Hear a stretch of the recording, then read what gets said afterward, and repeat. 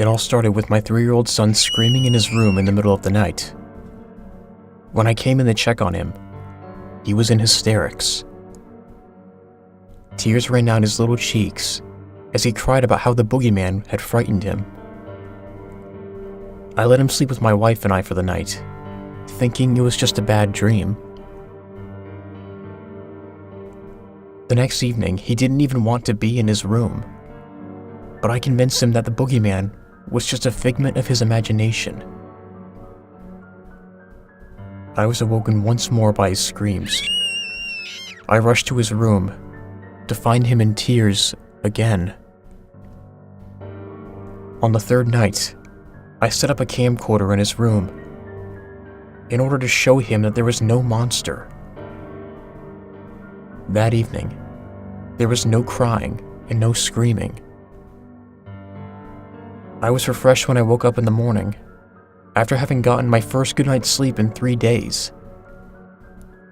However, my son did seem fatigued.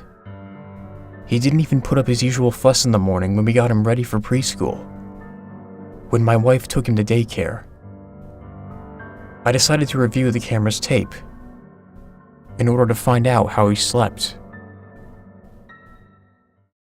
I'll never forget what I saw. At around 2 a.m. while my son was asleep, his closet door slowly creaked open. Out of the shadows crept a pale, naked, veiny woman with long white hair and solid black eyes. Her body was bony and frail, like that of a Holocaust survivor. When she turned to the side, I could see her spine protruding from her hunchback like a dinosaur. She reached into my son's crib with her unnaturally large hands and covered his mouth. He was trying to scream, but he couldn't. The palm of one of her hands easily enveloped his head, muffling his cries.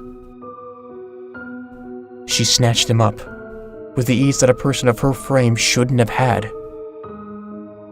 then walked back into the closet, with him in her arms.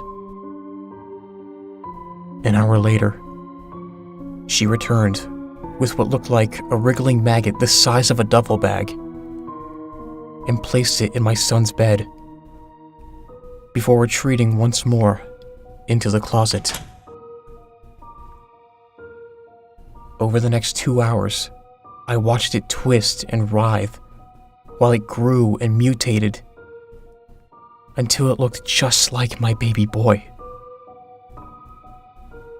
Once the transformation was complete, it got out of bed and slipped on a pair of his pajamas, then slid back beneath the covers and waited for us to come in.